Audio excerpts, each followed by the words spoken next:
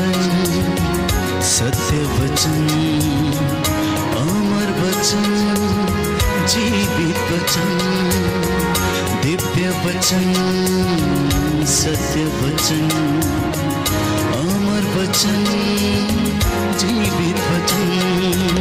साई बाबा बनी बाबा बगैर सनी रे सनी रे सनी रे सनी रे सा।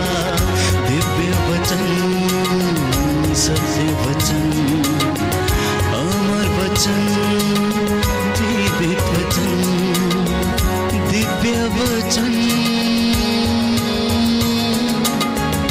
दिव्य वचन।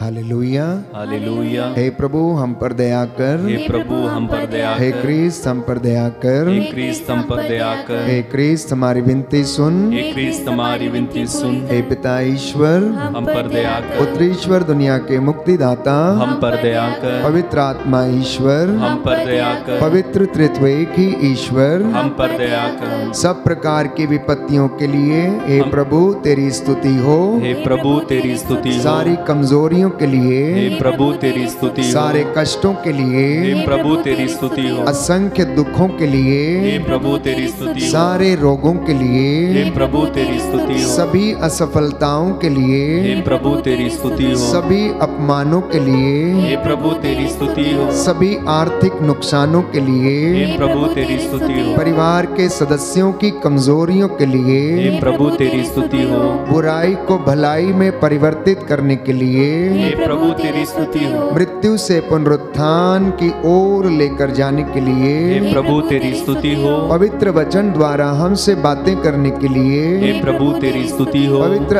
आत्मा के वरदानों के लिए हे प्रभु तेरी स्तुति हो, पवित्र वचन द्वारा हमारा मार्गदर्शन करने के लिए हे प्रभु तेरी स्तुति हो, हमें ईश्वर की संतान बनाने के लिए हे प्रभु तेरी स्तुति हो, हमें पवित्र आत्मा से संचालित करने के लिए हे प्रभु तेरी स्तुति हो, सभी सफलताओं के लिए हे प्रभु तेरी स्तुति हो, हमारे पाप क्षमा करने के लिए हे प्रभु तेरी स्तुति हो, हमें चंगा करने के लिए हे प्रभु तेरी स्तुति हो, सबका सहयोग दिलाने के लिए हे प्रभु तेरी स्तुति हो, हम लोगों के बीच सम्मानित करने के लिए हे प्रभु तेरी स्तुति हो, हमें पवित्रता में बढ़ाने के लिए हे प्रभु तेरी स्तुति हो, विश्वास के वरदान के लिए हे प्रभु तेरी स्तुति हो, अंधकार से ज्योति में लाने के लिए हे प्रभु तेरी स्तुति हो, हे परमेश्वर के मेमने जो संसार के पाप भर लेता है प्रभु हमें क्षमा कर। हे प्रभु हमें क्षमा हे कर, परमेश्वर के मेमने जो संसार के पाप भर लेता है प्रभु हमारी विनती सुन। हे प्रभु हमारी विनती सुन, हे परमेश्वर के मेमने जो संसार के पाप भर लेता हम पर दया कर। हम पर दया कर। मेरे पीछे दोहराइए। हे पिता ईश्वर, हे पिता ईश्वर, शाश्वत ईश्वर, शाश्वत ईश्वर, अपने परम प्रिय पुत्र के अपने परम प्रिय पुत्र के हृदय पर दया दृष्टि डाल, हृदय पर दया दृष्टि डाल, जो स्तुति और प्रायश्चित जो स्तुति और प्रायश्चित पापियों के नाम पर पापियों के नाम पर तुझे चढ़ाया गया है, तुझे चढ़ाया गया उस पर ध्यान देने की कृपा कर। उस पर ध्यान देने की कृपा कर। इससे प्रसन्न होकर इससे प्रसन्न होकर तेरी दया की भीख मांगने वालों को तेरी दया की भीख मांगने क्षमा वालों कर दीजिए। क्षमा कर दीजिए। हालेलुया, हालेलुया, हमारी विनती सुन। हमारी विनती सुन। हालेलुया, हालेलुया, हे प्रभु यीशु, हे प्रभु यीशु, बोल तेरा दास सुन रहा है। बोल तेरा दास सुन रहा है। Hallelujah, hallelujah, hallelujah, hallelujah, hallelujah. Hallelujah. प्रियजनों, बाइबल मत्ती का सुसमाचार अध्याय 7 पद संख्या 11 बाइबल हमें बताती है, मत्ती का सुसमाचार अध्याय 7 पद संख्या 11 कि यदि तुम बुरे होने पर भी अपने बच्चों को अच्छी चीजें देते हो तो मांगने वालों को पिता अच्छी चीजें क्यों नहीं देगा। मैं फिर से आपके लिए वचन पढ़ूंगा। मत्ती का सुसमाचार अध्याय 7 पद संख्या 11। बुरे होने पर भी यदि तुम लोग अपने बच्चों को सहज ही अच्छी चीजें देते हो तो तुम्हारा स्वर्गीय पिता मांगने वालों को अच्छी चीजें क्यों नहीं देगा। तुम्हारा स्वर्गीय पिता मांगने वालों को अच्छी चीजें क्यों नहीं देगा। प्रियजनों, इस वचन पर मनन चिंतन करने की आवश्यकता है। बाइबल हमें बताती है कि इंसान का हृदय बचपन से ही किस ओर है? बुराई की ओर है। यदि आप उत्पत्ति का ग्रंथ अध्याय 6 पद संख्या 5 और उससे आगे पढ़ेंगे तो लिखा है, वचन 1 से पढ़ेंगे कि जब मानव जाति की संख्या पृथ्वी पर बहुत अधिक बढ़ने लगी और उसके पुत्रियां हुई, तब ईश पुत्रों ने देखा कि मानव पुत्रियां सुंदर हैं और उन्होंने उनमें जिनको पसंद किया उन्हें अपनी पत्नी बनाया। इसलिए प्रभु ने कहा कि मेरा आत्मा मनुष्य में सदा बना नहीं रहेगा, क्योंकि वह मरणशील है। अब उसका जीवन काल 120 वर्ष का होगा। उस समय तथा उसके बाद भी जब ईश पुत्र मानव पुत्रियों से विवाह और उनसे संतान पैदा करते थे, तब पृथ्वी पर नपिलीम भी निवास करते थे। वे प्राचीन काल के शक्तिशाली और सुप्रसिद्ध वीर थे।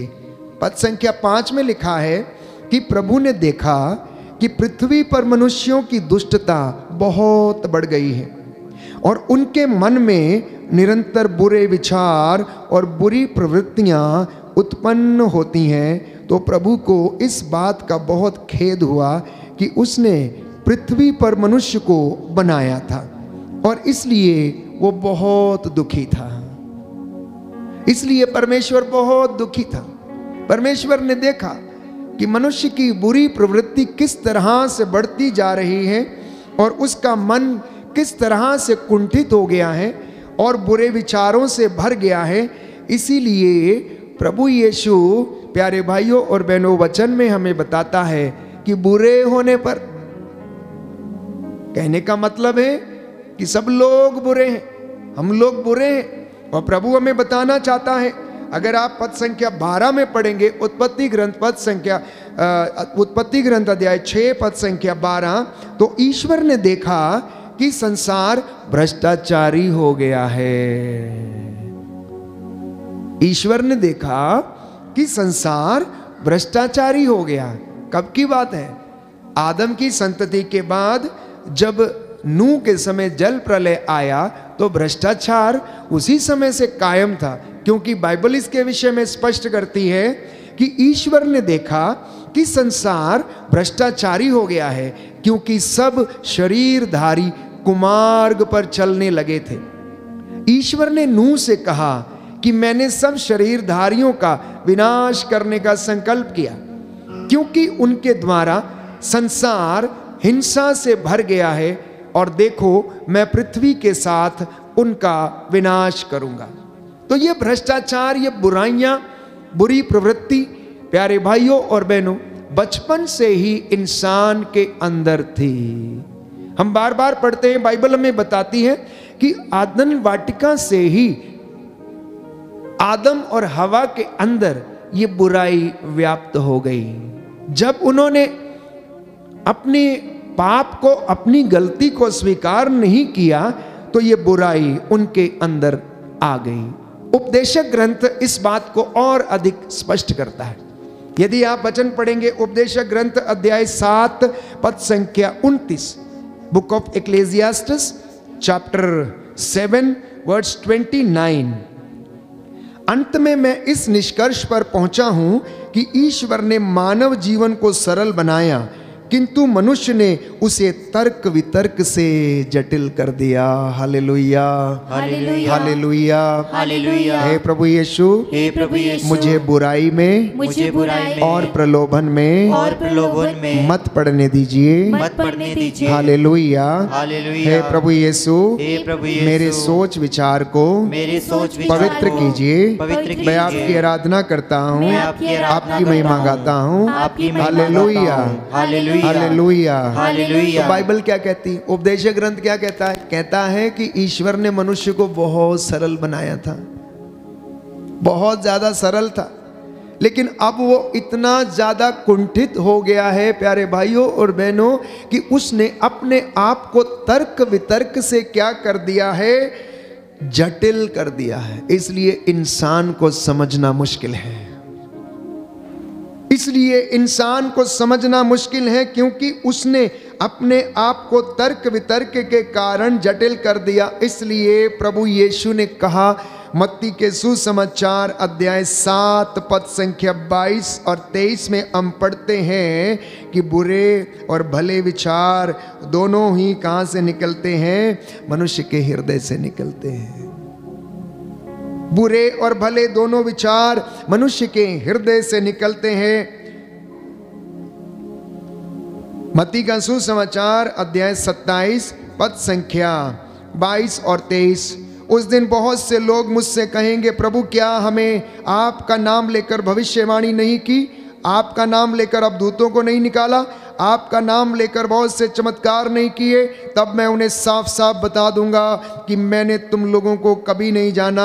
ओ कुकर्मियों, तुम मुझसे दूर हटो, क्योंकि तुम्हारा मन और हृदय बुराई से भरा हुआ है। ये विचार प्यारे भाइयों और बहनों हमारे भीतर से निकलते हैं और हमको दूषित करते हैं। इसलिए बाइबल हमें बताती है कि श्राप और आशीर्वाद इंसान की जीव के अधीन है।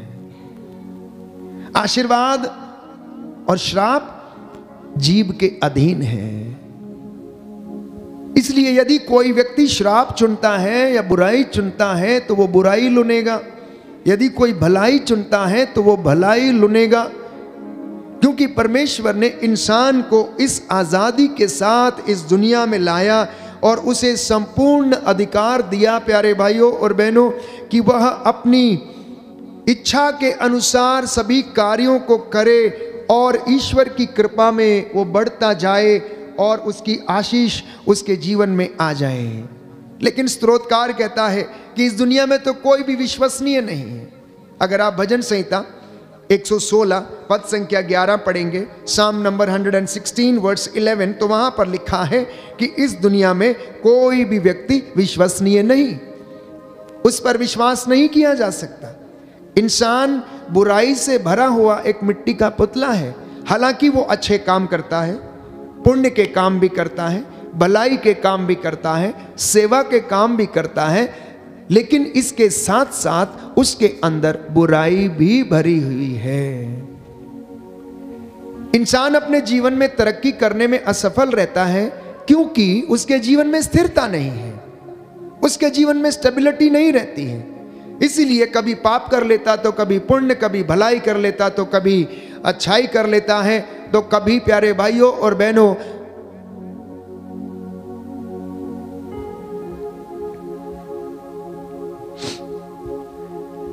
कभी वो अपने जीवन में अच्छे काम करने की कोशिश करता है लेकिन वो उससे भी चूक जाता है। तो बाइबल में बताती है कि हम चाहे कितने भी बुरे क्यों ना हो, यदि हम तपस्या करते हैं, यदि हम परमेश्वर से मांगते हैं, यदि हम उसकी हुजूरी में बैठकर उसकी इबादत करते हैं, तो वो हमारे श्रापों को भी, हमारे अभिशापों को भी आशीर्वाद में बदल सकता है। Hallelujah, hallelujah, hallelujah, hallelujah. एक वचन पढ़ेंगे, विधि विवरण ग्रंथ अध्याय 23 पद संख्या 5 से। विधि विवरण ग्रंथ अध्याय 23 पद संख्या 5 से एक सुंदर वचन है। Book of Deuteronomy chapter 23 verse 5, chapter 23 verse 5 पद संख्या 5 से मैं आपके लिए पढ़ूंगा।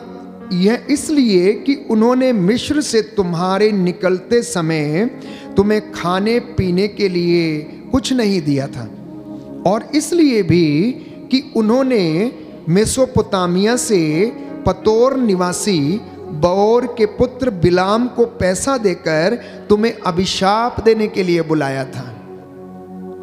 बओर के पुत्र बिलाम को पैसा देकर अभिशाप देने के लिए बुलाया था, किंतु प्रभु तुम्हारे ईश्वर ने बिलाम की इच्छा के अनुसार ऐसा कुछ नहीं किया। प्रभु तुम्हारे ईश्वर ने उसके अभिशाप को आशीर्वाद में बदल दिया था। बोलिए आमेन।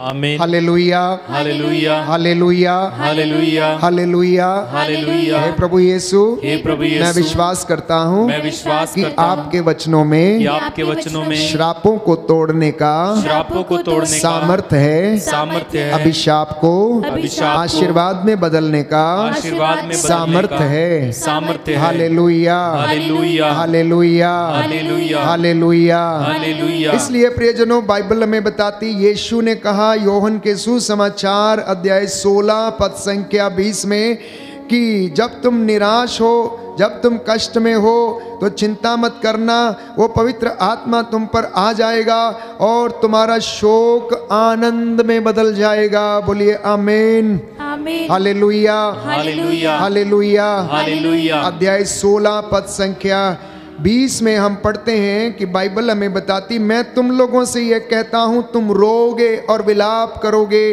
परंतु संसार आनंद मनाएगा, और तुम शोक करोगे किंतु तुम्हारा शोक आनंद में बदल जाएगा।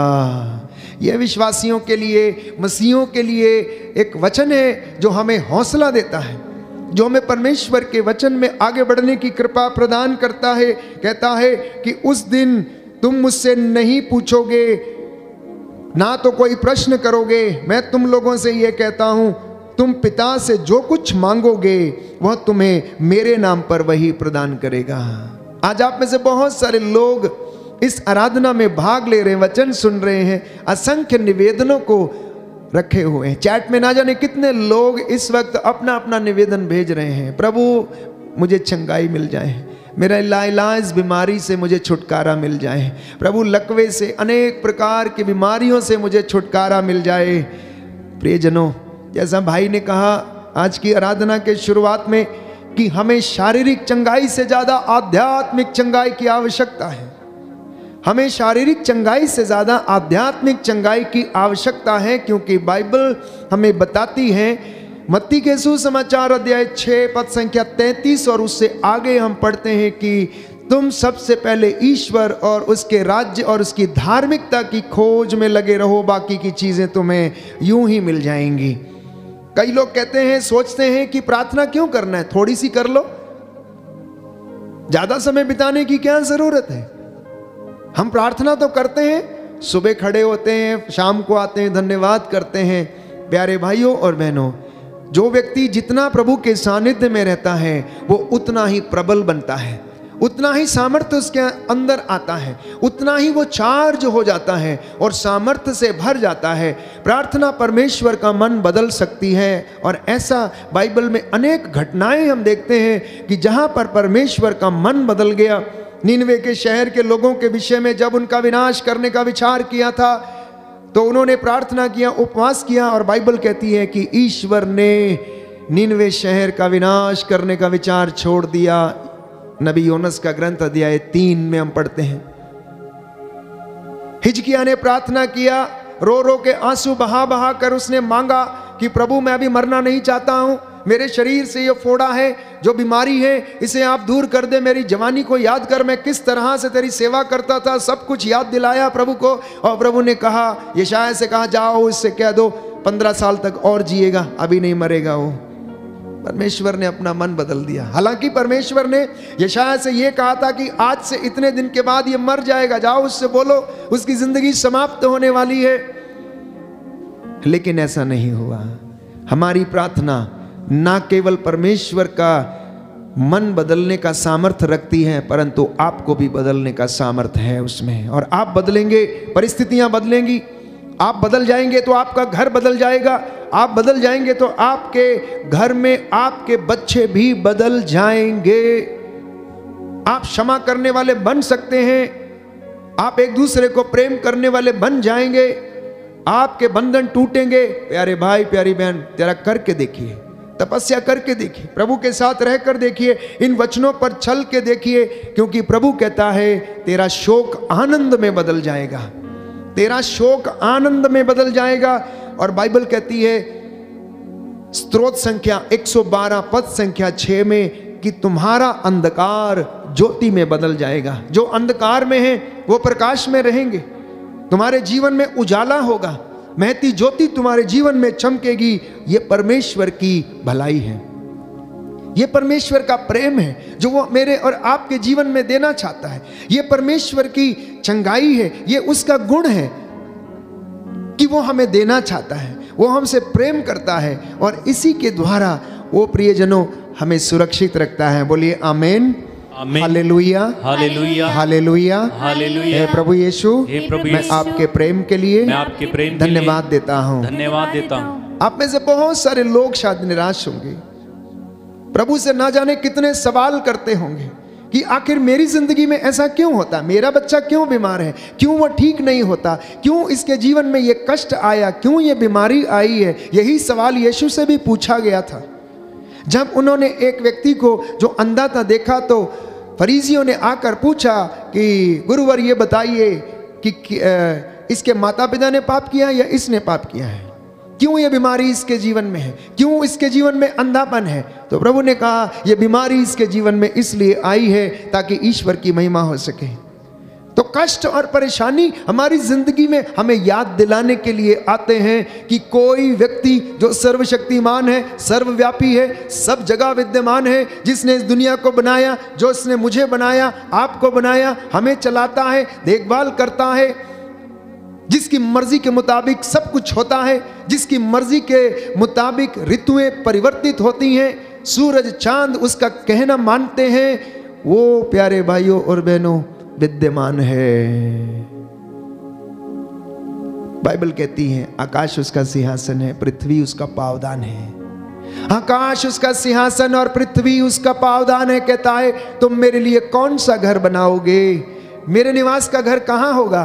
क्या मैं एक कमरे में छोटे से ऑल्टर पर रहता हूं? क्या मैं तुम्हारे मंदिरों में निवास करता हूं? यशायाह नबी के ग्रंथ में लिखता है मुझे तुम्हारे यज्ञ और तुम्हारे चढ़ावे और तुम्हारे लोबान और उसके धुएं से घृणा हो चुकी है, क्योंकि तुम्हारे हाथ रक्त से रंगे हुए हैं, तुम्हारा हृदय बुराई से भरा हुआ है। मैं कैसे तुम पर दया कर दूं?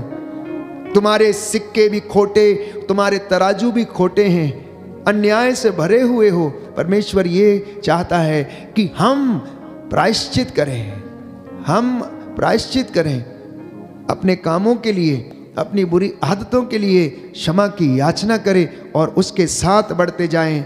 और उसका प्यारे भाइयों और बहनों जो प्रेम जो अटल है, जो बना रहता है, जो कभी नहीं बदलता है, हमेशा हमारे साथ रहता है। और यूहन्ना अपने पहले पत्र अध्याय 4 पद संख्या 8 में लिखता है कि वो परमेश्वर प्रेम है, वो परमेश्वर प्रेम है। जिस व्यक्ति के घर में प्रेम नहीं, जिसके दिल में प्रेम नहीं, उसके घर में ईश्वर का निवास नहीं। ये मैं नहीं कहता, ये पवित्र बाइबल कहती है। यूहन्ना का पहला पत्र अध्याय 4 पद संख्या 8।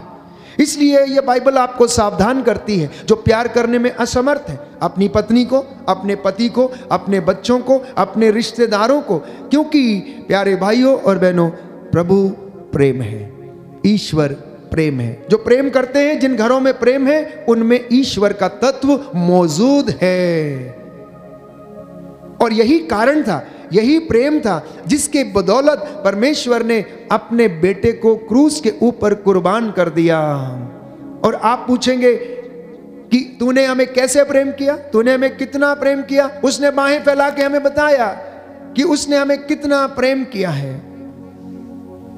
लेकिन हम कमजोर इंसान, नादान इंसान कभी कभी उस प्रेम को प्रियजनों भूल जाते हैं। इसलिए बाइबल हमें कहती है कि संत पौलुस लिखता है फिलिपियों के पत्र अध्याय 4 पद संख्या 19 में कि परमेश्वर आपकी हर आवश्यकता को पूरा करेगा। बोलिए आमेन, आमेन, आमेन, हालेलुया, हालेलुया। हे प्रभु यीशु, हे प्रभु मैं यीशु, विश्वास करता हूँ, मैं विश्वास करता हूँ, आप मेरी हर जरूरत को आप मेरी हर जरूरत पूरा को करेंगे, पूरा करेंगे। Hallelujah, hallelujah, hallelujah, hallelujah. फिलिपियों का पत्र अध्याय 4 पद संख्या 19, प्रभु आपकी सारी जरूरतों को पूरा करने का प्रबंध करेगा, क्योंकि परमेश्वर प्रबंध करने वाला परमेश्वर है। उसने इब्राहिम के लिए प्रबंध किया। उस पर्वत पर जहां वो बेटे इसहाक को बलि चढ़ाने के लिए लेकर गया था, जब उसके विश्वास की परख हो गई और वो खरा उतरा अपने विश्वास में, तो प्यारे भाई प्यारी बहन, उस पर्वत पर प्रभु ने मेमने का प्रबंध किया और इब्राहिम ने बलि चढ़ाई और उस पर्वत का नाम रखा गया प्रभु का प्रबंध। कि परमेश्वर प्रबंध करता है अपने चुने हुए लोगों के लिए, जो उसकी इबादत करते हैं, जो उसकी हुजूरी में रहते हैं, जो उसके पाक कलाम को सुनते हैं, जो सुनाते हैं, जो गवाही देते हैं। प्यारे भाइयों और बहनों, वो उन्हें देता है। इसलिए यूहन्ना के सुसमाचार अध्याय 14 पद संख्या 14 में कहता है कि अगर तुम मेरा नाम लेकर कुछ भी मांगोगे तो वह तुम्हें दिया जाएगा। यूहन्ना का सुसमाचार अध्याय 14 पद संख्या 14 में हम पढ़ते हैं, मैं आपके लिए वचन पढ़ूंगा। यदि तुम मेरा नाम लेकर मुझसे कुछ भी मांगोगे तो मैं तुम्हें वही प्रदान करूंगा। बोलो आमीन, आमीन, hallelujah, hallelujah, hallelujah, hallelujah, hallelujah. Hallelujah. तो ये वादा है आज, जो जितने भी लोग प्रार्थना कर रहे हैं, जो चैट्स में अपने निवेदन भेज रहे हैं, ask and you will be given, मांगिए और आपको दिया जाएगा। लेकिन अगले वचन में ये कहता है, पद संख्या 24 में ये कहता है, अध्याय 16 पद संख्या 24 में ये कहता है कि तुमने तो मेरा नाम लेकर अभी तक कुछ मांगा ही नहीं है। तुमने तो मेरा नाम लेकर अभी तक कुछ मांगा ही नहीं है। मांगो और तुम्हें दिया जाएगा, मांगो और तुम्हें दिया जाएगा। प्यारे भाइयों और बहनों, हम अपने आप से पूछें कि हमारा मांगने का रवैया कैसा है। What is my attitude when I ask, when I pray. जब मैं प्रार्थना करता हूँ तो मेरा व्यवहार कैसा है, मेरा रवैया कैसा है। क्या शॉपिंग लिस्ट वाली प्रेयर है मेरे पास, या मेरी प्रार्थनाएं शॉपिंग लिस्ट है, या फिर परमेश्वर का धन्यवाद देना। देखिए, उसकी हुजूरी में आना, उसकी स्तुति करना, और आप खुद ब खुद बदलते जाएंगे। आपका घर बदलता जाएगा। आप गाइए, आप नाचिए, नाचते नाचते आप चंगे हो जाएंगे, गाते गाते आप चंगे हो जाएंगे, आप शुद्ध होते जाएंगे। आपको कुछ करने की जरूरत नहीं है, क्योंकि वो वचन ही इतने सामर्थी हैं, वो गीत इतने सामर्थी हैं। रूह से निकले हुए वो गीत हैं, आत्मा से निकले हुए वो गीत हैं, वो बोल हैं जो आपको शुद्ध करते जाएंगे। बस परमेश्वर को आप एक मौका देना और वो आपको चंगाई प्रदान करेगा। बोलिए आमीन, आमीन, हालेलुया, हालेलुया। यीशु की स्तुति हो, यीशु की स्तुति हो, यीशु को धन्यवाद, यीशु को धन्यवाद, यीशु की आराधना हो, यीशु की आराधना यीशु हो, की महिमा हो, यीशु की महिमा हो, यीशु को धन्यवाद। यीशु को हे धन्यवाद। प्रभु यीशु, हे प्रभु इन यीशु, वचनों के द्वारा इन वचनों के द्वारा मेरे जीवन में शांति आ जाए, शांति आ जाए, चंगाई आ जाए, चंगाई आ जाए। Hallelujah, hallelujah. तो प्रियजनों, इस बात पर हम विश्वास करें कि परमेश्वर हमें प्यार करता है। आप निराश ना हो। निराश होने से बाइबल कहती है हमारा नाश है, बल्कि हम भरोसे के साथ अनुग्रह के सिंहासन के पास चले। इब्रानियों का पत्र अध्याय 4 पद संख्या 16, कि हम भरोसे के साथ अनुग्रह के सिंहासन के पास चलें, जिससे कि हमें दया मिले और वो हमारी आवश्यकताओं में हमारी सहायता करेगी। जब आपकी जरूरत होगी तो वो आपकी सहायता करेगी, क्योंकि संत पौलुस ये लिखता है फिलिपियों के पत्र, मैंने आपके लिए वचन पढ़ा अध्याय 4 पद संख्या 19 में, कि परमेश्वर आपकी ज़रूरतों को और आवश्यकताओं को पूरा करेगा। और यीशु कहता है कि मैं उचित समय आने पर ये सारी चीज़ों को पूरा कर दूंगा। ये आज उसका वादा है। इसलिए हम प्रभु से इस वक्त प्रार्थना करेंगे कि हे प्रभु, आज का वचन मेरे उद्धार के लिए, मैं इसको ग्रहण करता हूँ कि आप मेरा शोक आनंद में बदल देंगे। आप मेरे मांगने से पहले ही मेरी ज़रूरतों को पूरा करेंगे। आप मेरे घर के लिए प्रबंध करेंगे। आप मेरे बेटे या बेटी के लिए वर या वधू का प्रबंध करेंगे। मैं ये विश्वास करता हूँ और वो आपके साथ ऐसा ही करेगा, क्योंकि वो अपने वादे से कभी नहीं मुकरता है। तू ना बदलता है, तेरा प्यार ना बदलता है। तू वही प्रभु है जो सदा हमारे साथ रहता है। आदि अंत, अल्फा ओमेगा, हर समय बना रहने वाला परमेश्वर है। इसलिए आप में से जितने लोग निराश हैं, निराशा छोड़कर परमेश्वर की स्तुति करने लग जाइए। परमेश्वर की स्तुति करने के लिए लग जाइए और वो आपको आशीष प्रदान करेगा। आज की रात्रि अनुग्रह आपका है। आज की रात्रि चंगाई आपकी है। आज की रात्रि उन्नति आपकी है। आज की रात्रि दया वो आपके ऊपर प्रदर्शित करता है। ये आपकी हड्डियों को आराम देगी। जो बीमार हैं प्रभु आपको हिम्मत और सांत्वना दे। जो कष्ट में है आपको अपना दुख सहन करने की शक्ति दें। जो विश्वास में कमज़ोर हैं प्रभु आप लोगों को स्पर्श करें और विश्वास का वरदान प्रदान करें। इन तमाम बातों को समर्पित करें और प्रार्थना करें कि प्रभु आप महान हैं, आप सर्वशक्तिमान हैं। हे प्रभु, इन बच्चों पर दया कीजिए। तेरी इस प्रजा पर दया कीजिए। मैं तेरा दास इस वक्त तुझसे निवेदन करता हूँ, मूसा के जैसे इन हाथों को उठाता हूँ, मध्यस्थता करता हूँ। कलीसिया के साथ मिलकर हम तेरी दुहाई देते हैं प्रभु, नौजवान बच्चों के लिए, नवयुवक युवतियों के लिए, दंपतियों के लिए, नवजात शिशुओं के लिए प्रभु इन पर तेरी दया हो जाए, इन पर तेरी दया हो जाए प्रभु। इन्हें संभाल कर रखना, शैतान के चंगुल में इन्हें फंसने नहीं देना। इस वक्त हमारी प्रार्थना को कबूल कर।